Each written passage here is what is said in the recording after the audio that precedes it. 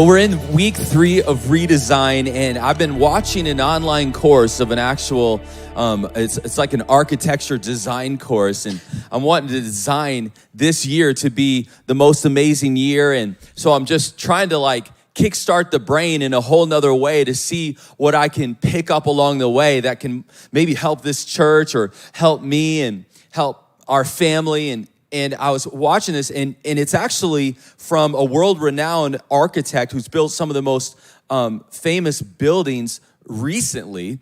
And I can even think of one of the buildings I've already seen and thought is so amazing in the LA area. And he's done stuff all around the world, in New York and everywhere. But he has this principle that I think could be helpful in this series, and it's called the 15% rule. He says, 85% of my work is constraints. Isn't that encouraging? Praise the Lord. He says 85% of my work is constraints. Budgets, what the client wants, gravity. Of course, he talks about deadlines and pressure. Somebody say pressure. But when I think about constraints, it makes me also think about pressure. Because if you're going to design a building with millions or sometimes billions of dollars, there's going to be pressure. There's going to be demands. There's going to be deadlines. There's going to be, think about an architect, and there's going to be a lot of white pages. And how do I fill this out? And how do I meet these demands? And so there's 85% that's going to be created within this pressure. He says that there's 15%, which is really the art of what he's doing. And I think there's something in me, maybe it's in you as well, that we just want to kind of live in the 15% world. The 15% is the fun part. The 15% is just you, and you're inspired, and let's do this, and let's go. This is amazing. But 85% of what we're building is going to have some pressure. It's going to have some constraints. It's going to have some budgets. It's going to have some things that we got to work through. And I don't know about you, but I wish I could just live in the 15%, but I thought that this was really helpful, because if we're going to design something incredible, we got to learn to work in that 85%. We got to learn to work within the pressure. I can remember when we moved here, we rented a house in Highlands Ranch. It was sight unseen. We were visiting the city, and we were looking for homes to rent when we first got here. And so I can remember we rented a house sight unseen. We'd never seen this house before. It was in Highlands Ranch. It was by over by the golf course. I forget what it was called. I don't know, Links. I don't know what it's called. It's over there. But anyways, and so we got in this home, and it was super, super outdated. I'm talking there's homes that are outdated, and there's homes that are never been updated. That's built a long time ago. These are probably some of the first Highlands Ranch homes, and it's old school. And so there was a lot of things that it needed. And the people who own the home said, hey, listen, if you want to put the work in, then we'll cover the expenses of the material. So we're like, okay, well, we got to live in it, so we're going to make this thing nice. And so I remember we're like, yeah, let's do this, and we're going to paint everything, and we're going to paint the cabinets, we're going to paint the walls, we're going to do this, and we're going to do that, and we made this list, and we're going back and forth to Home Depot. And can I tell you something? It was really, really amazing and fun in the beginning. I was so excited about updating this home. It was so fun. It was Hannah and I working together, holding hands. You look good, girl. Oh, you got that little paint on you. Oh, you so cute, baby. It was so much fun at first, and then it was fun, and then as the days just clicked along, and we're just working oh my goodness. It was morning till night. I don't know why we didn't pace ourselves, but we worked until 11 or 12 every single day. So I was wake up and just crush it. And so we're working, and it was fun at first, and then it turned into work, and then it became exhausting, and then it began to test our marriage. And we updated this thing, and I gotta say, I have like a love-hate relationship with the update that we did to this home. By the way, they were like, oh, this looks great. We're putting it on the market. Get out of here. We're like, oh, thank you. Praise the Lord. We trust you, Lord. We're singing the song, Trust in God. I trust in God, Anyways, but it was fun, and then it turned into work, and then it was like exhausting, and then it tested our marriage. And when I look at the Bible and I look at people who had to function under pressure, you don't even have to look very far. I mean, just to name a few: Abraham, Isaac, Jacob, Moses, Elijah, Jonah, Joshua, David, all the disciples, Paul, Jesus. I mean, I could just keep going. I mean, we could just list every name in the Bible if you want. Like, we could just list it all. But I think when I was younger, I thought that if I was in God's will, I wouldn't have so much pressure. So good, Jacob, so good. I thought if I was in God's will and I was doing what he called me to do, that it wouldn't be so hard. Have you ever been there before? Like, God, if you called me here and you placed me here and you put me here, why is it so hard? Even raising kids, like before you have them, you're like, oh, it's gonna be amazing. It's just gonna be glorious every day. Why is it so hard? Why won't they sleep? Your marriage, it's like God's giving you this, sometimes I call Hannah my precious promise. God's given me a precious promise, but it's like, you gotta work at it. You got to work at it. Hello, somebody. You understand what I'm talking about? And so today I want to talk about this idea, progress under pressure. Progress under pressure, because if we're going to build something, if we're going to design something, we're going to redesign something, then we're going to have to deal with some pressure. And I think there's some good pressure that we all think about that motivates us. You think about athletes that get fired up. Yeah, there's pressure, that kind of pressure. Well, there's also certain pressure that can cause us to stall out. And today I want to focus on the pressure that could cause you to stall out. And we're going to really focus on Peter in the Bible. We're going to look at different people in the Bible as well. But I want to kind of like zero in on Peter, because as we do, I think he's under pressure, but how he handles this pressure around the crucifixion is really gonna help us today, I think. So a few things to know. He left everything to follow Jesus, and the disciples, Peter included, they thought that Jesus was like going to take over the government. They thought he was gonna take over like Jerusalem and maybe Rome. I mean, here comes the king. This is the promised Messiah. He's going to take over it all. So they're like following somebody who they're like, their hopes and their dreams are wrapped around. And when Jesus goes to the cross, it's like there's a lot of pressure.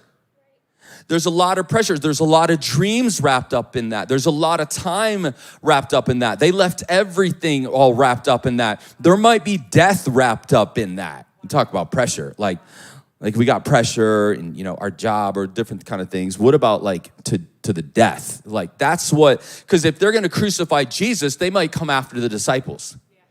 It's like, I'm going to take you out. I'm going to take you out. I'm going to take all the followers out. And so the pressure was about to affect Peter, and we pick this up in Luke chapter 22, and Jesus is speaking to Peter, and this is before he cracks under pressure. So there it is right there. He cracks under pressure. Okay, but Jesus is really prophesying to him, and in verse 31, it says, and the Lord said, Simon, Simon, so Simon Peter, indeed, Satan has asked for you, that he may sift you as wheat, but I prayed for you, that your faith should not fail. And when you have returned to me, he's like, you're going to struggle, but when you return to me, strengthen your brethren. And so Peter, he's about to turn away from Jesus around the crucifixion. And so I want to talk about this because he doesn't handle pressure well. And I think that's really good, because some of us, maybe there's some pressure that's building up on the inside, and maybe we're not handling the pressure well. It's like we're designing something, we're redesigning something, and maybe, just maybe, we're not doing so well under that pressure. It's like Again, this little home remodel, it was fun, then it was work, and then it was like, I don't like this, let's hurry up, and then it's like marriage pressure. And there were certain temptations of things to come out of us, but I want to talk about this idea of progress under pressure. Number one is don't let the pressure push you into a cave.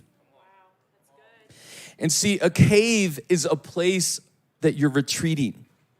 It's like you're pulling back from your purpose. You're hiding. You're saying, I can't do this. Have you ever said that before? Is it just me? Like, I can't do this, but what happens is there's some pressure that will want to cause us to pull away from what God has for us and hide into a cave, to go into a place where we think it's safer, where we think that the place that, God has us, all this kind of stuff, we're fighting over here, it's difficult, it's hard, it's crazy, so we just want to kind of pull away.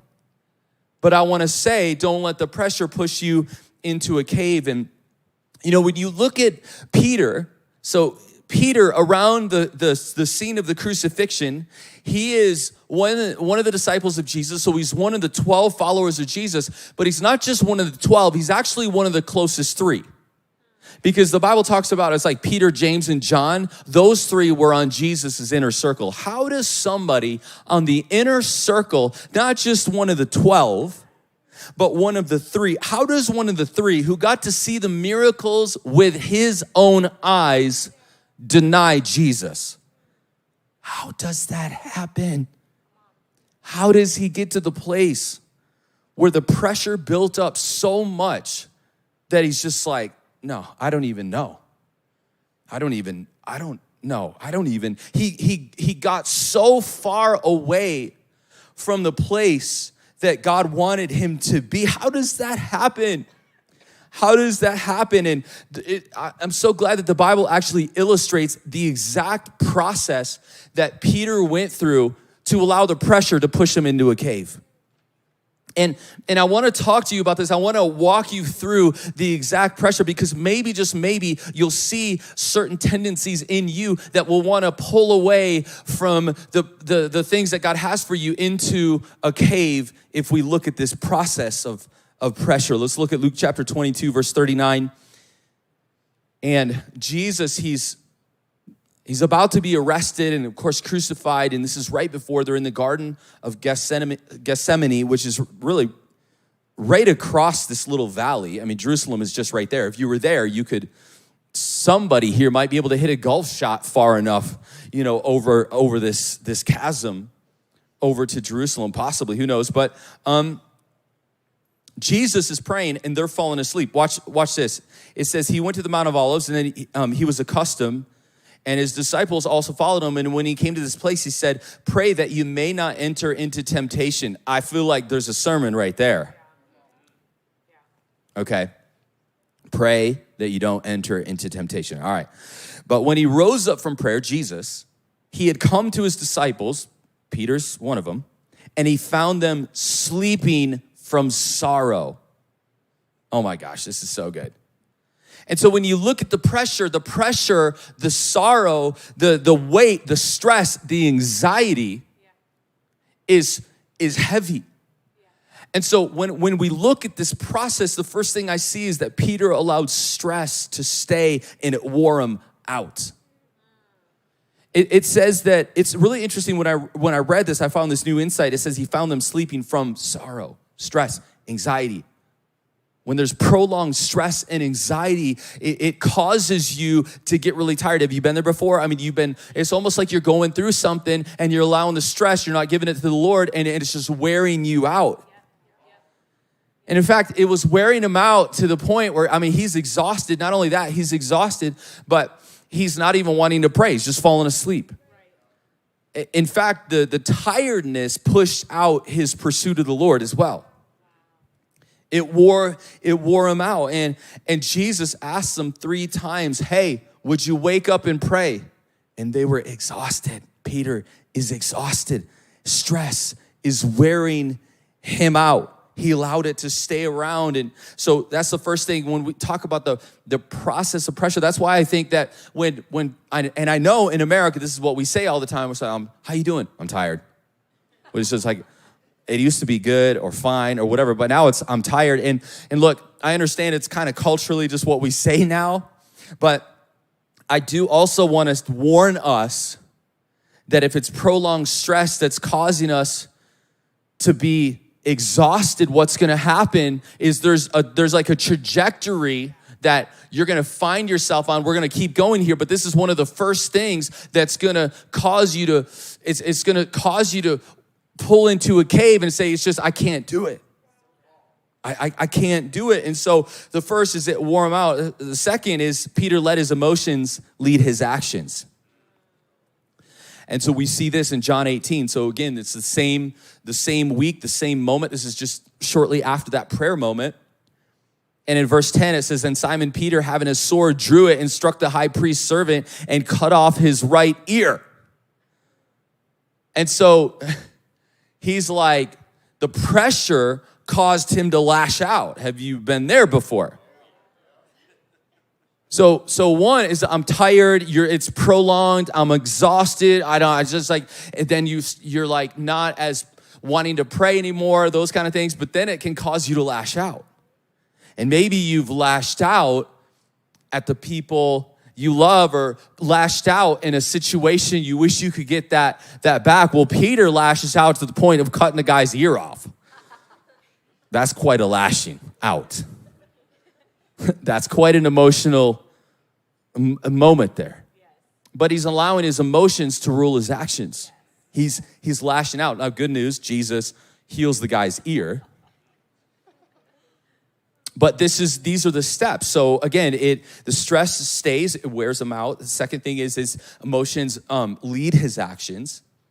And then in Luke 22, Peter follows Jesus at a distance. In verse 54, having arrested him, they led him and brought him to the high priest's house, but Peter followed at a distance. I think this is the progression.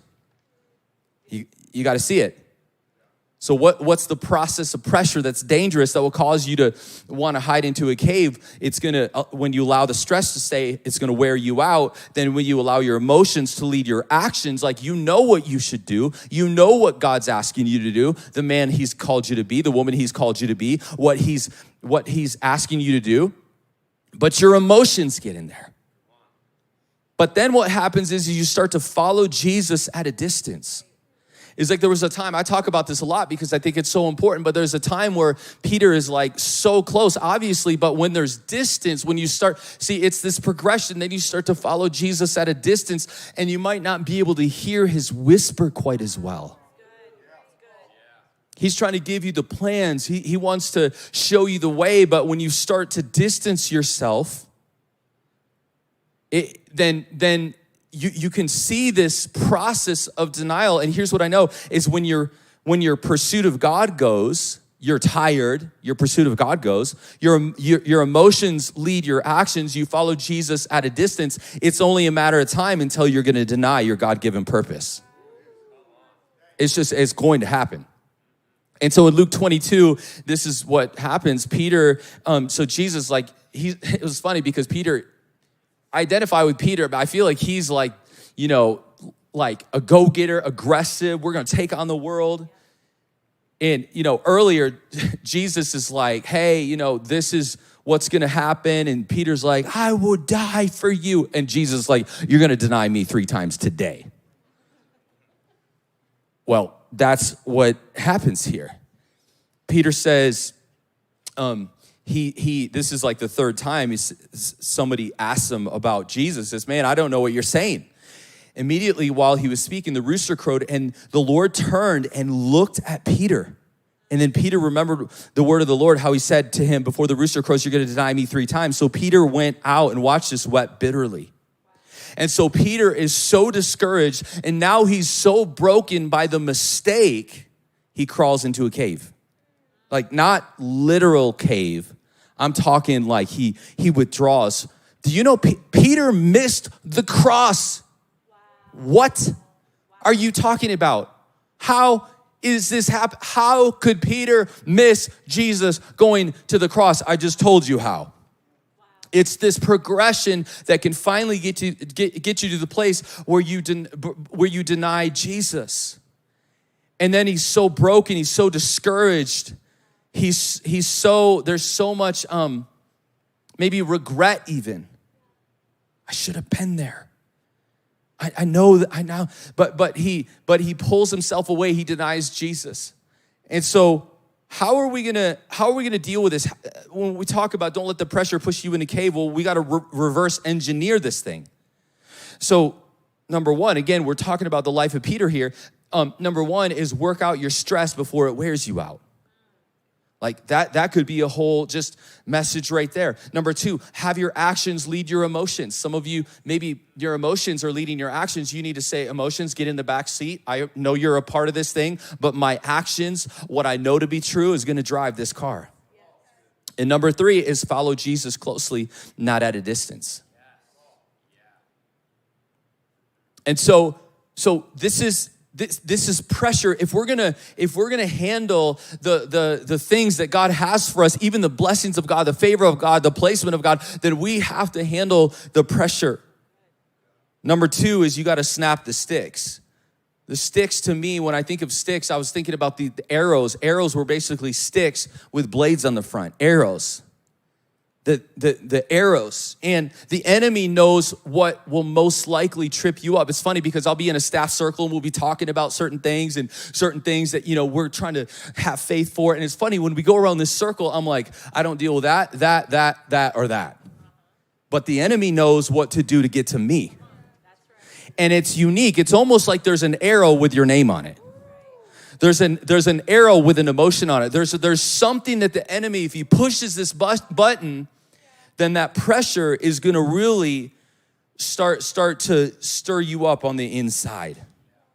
In Ephesians chapter 6, it says this, a final word, be strong in the Lord and his mighty power. Put on God's armor so that you'll be able to stand against the strategies of the devil. And if you want to study this, you can. There's 6 pieces of armor, but the fourth piece in verse 16, it says, in addition to all these, hold up the shield of faith to stop the fiery arrows of the devil.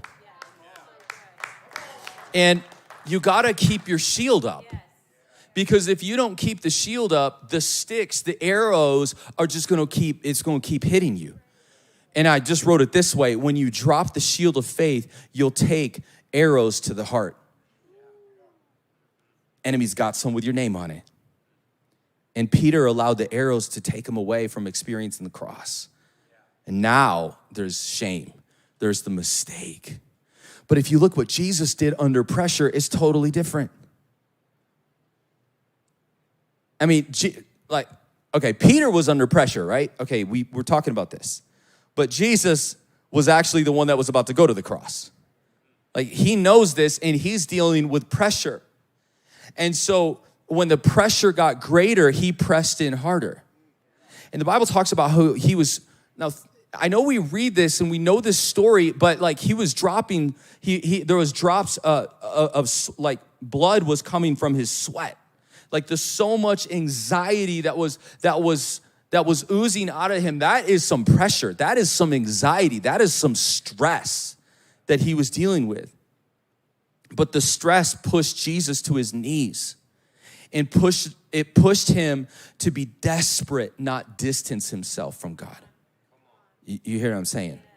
Fully God, fully man, but he's on his knees communicating with the Father.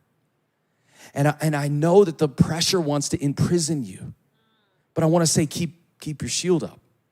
You got to keep your faith up. You got to do everything you can spiritually and practically if we're going to handle pressure well. We got to snap the sticks. The only way we snap these sticks that the enemy keeps shooting at us is we got to keep our faith up. And so I want to encourage us to keep our faith up. And what do you do? How do you keep your faith up? Well, there's all kinds of things you could do. What you're doing today is one of the things you could do. You're in church. You're watching online. You're watching online here today. But you need to keep your worship up. You need to keep your prayer up. You need to keep your Bible reading up. You need to keep reading books that challenge you spiritually. So I want to do everything I can spiritually, but I want to do something practically as well. And some of us only do practical or only do spiritual, and I want to encourage you to do both. I mean, we have a spirit, but we also have a physical body as well. So there's all kinds of things that are important for us to do to snap the sticks. Like how we sleep is important. Sometimes if you get all stirred up, you could stand up, go for a prayer walk, read a book, a podcast, call a friend, make a Starbucks run, do something. Just don't stay ruminating in this situation in your mind. Let's keep going. Number 3 is you got to leverage the pressure. You got to leverage the pressure. So John, the apostle, he's in the same situation, but he leveraged the pressure. Same moment, in the same story, but he didn't remove himself from the proximity of Jesus in the pressure. And because he didn't, God rewarded him. And watch this, this is amazing. He is at the cross in John 19, verse 25, standing near the cross, Jesus, his mother, and his mother's sister, Mary, and Mary Magdalene. So basically lots of Marys. So when Jesus saw his mother standing there beside the disciple that he loved, which John is writing about himself that way, which I think is funny, but so that's him, John. He said to her, Jesus said, "Dear woman, here is your son." Now, they're not biological, but he's saying, here is your son. And he said to this disciple, here is your mother. And from then on, the disciple took her into his home. He took care of her. There was purpose given from Jesus on the cross because John leveraged the pressure and didn't get crushed by the pressure. And I just want to say, there's an opportunity for you to leverage the pressure. What do you do when the pressure comes? And I can remember when we planted this church, and we were like 8 or 9 months in, and we were hoping to hit a certain like goal of people attending, or financially or whatever. When you start a church, you're starting from scratch, and you're basically negative for months and months. And I mean, you're negative. They say you're going to be negative for about six months. And then after 6 months, then you'll start to, be okay. But we weren't growing, and it wasn't much. I mean, I remember it was tight. It was crazy. It was insane. And I remember looking at Hannah, and I was so discouraged. And we were talking, and we're like, the pressure was so great. It felt like it was crushing us. And we looked at each other, and we're like, man, what are we going to do? We were going to do this. We were going to launch that. We were going to market to the community. We were going to do this thing. And we've been planning and praying for years for this moment, and we can't do nothing. Nothing. What could we do? And Hannah's like, we could raise up leaders. And I was like, okay, yeah, I understand we could raise up leaders, but what about all we just talked about? She's like, well, if we can't do that, we might as well just pour into the leaders. We might as well just love the team we have. We might as well disciple the ones that we have. We might as well just raise up leaders. And it was that right there, that pressure that turned us to raising up leaders, that multiplied the ministry, that led to the growth. But it wasn't even the money. I was like, what? It's like, all these people are coming. Nobody's tithing. I'm like, but but it was like, God's like, I'm going to take care of you another way. I'm going to start this thing another way. So what can you do? Because there's some pressure. There's some pressure, and sometimes the pressure can cause us to shut down. We don't think there's anything we can do. There's nothing we can do. But maybe you could ask yourself, well, what could we do? I know this is what we want to do. I know this is what we wish we could do, but what could we do? And maybe there's constraints right now. And I just want to say, leverage it. Leverage it. Do what you can. And sometimes it's the very pressure that causes you to do the things you should have done a long time anyways. I heard somebody say the pressure is a privilege. I think that's a good mindset. But the pressure is going to try to cause you to stop the work. And there's Nehemiah, who the pressure was trying to stop him from building the wall. And Moses, he went into hiding for 40 years. And Elijah, after this big victory, literally went into a cave of depression. Jonah runs from the call of God and the placement of God. And so there's pressure. There's pressure. And Paul, the Apostle Paul, now listen, I added some scriptures. I know they don't have this on the screen, but 2 Corinthians chapter 4, verse 8, 9, and 10, Paul is talking about pressure. And watch what he says. We are pressed on every side by troubles, but we're not crushed. We're perplexed, but we're not driven to despair. You know, perplexed is like, I can't figure it out. I don't know how it's going to happen. God, how are you going to come through? But we're not driven to despair. We're hunted down, but we're never abandoned by God. We get knocked down, but we're not destroyed. Through suffering, our bodies can continue to share in the death of Jesus so that the life of Jesus may be seen in our bodies. And I just want to say in closing here, keep framing your future. Don't stop building. Don't stop framing. And I know you might not have all the materials that you need right now, but I want to say, keep putting another 2x4 up. Keep framing that room. It's like you got the foundation. We talked about that last week. We got the foundation, but you need to put another board up. You need to keep framing that thing. Keep saying, this is what it's going to look like. Keep saying, this is God. By faith, I don't have all the materials. Like some job sites, you see these containers, these big containers, and I'm always like, that's filled with the next step for this project. You don't have any containers on the property. You just got a couple 2x4s. Keep framing. Keep one board at a time. Don't stop under pressure. Just like Paul is saying, we're pressed, but we're not crushed. You got to keep framing it. You got to keep going. And what's so beautiful about this story is Peter blows it and he misses it, and he's filled with regret. He's not even at the cross. He's one of the 12. He's one of the 3. And he's not even there. But after the cross and after the resurrection in John chapter 21, Peter goes fishing and Jesus shows up. And even though he blew it, Jesus restores the relationship. And what's so amazing about this is even though Jesus saw Peter deny him, saw him not even there at the cross, he restores relationship and he trusts Peter to be the pastor of the very first church in the coming months from that moment right there. And I just want to say to somebody, if you haven't handled pressure well, guess what? God wants to still use you. He wants to still speak to you. He wants to still encourage you. He wants to still build something amazing in your life. And I want to say to someone, don't let the pressure push you into cave. You got to snap the sticks. You got to leverage the pressure, and you got to keep framing the future. Amen? Would you stand to your feet here this morning? And we're going to go into a song right now. And I just want us by faith really just to begin to, even if you're under pressure right now, you're in that 85% part of your life right now. I want you to know that God's got good plans for you. And so we need to get our shield up right now. We need to put it up right now. And I want you, as you sing this song, you might feel the pressure, but we're going to be like the Apostle Paul that says we're pressed, but we're not crushed. We're not destroyed. And so we're going to get our shield up a little bit here today. Maybe it's kind of been down here, but even during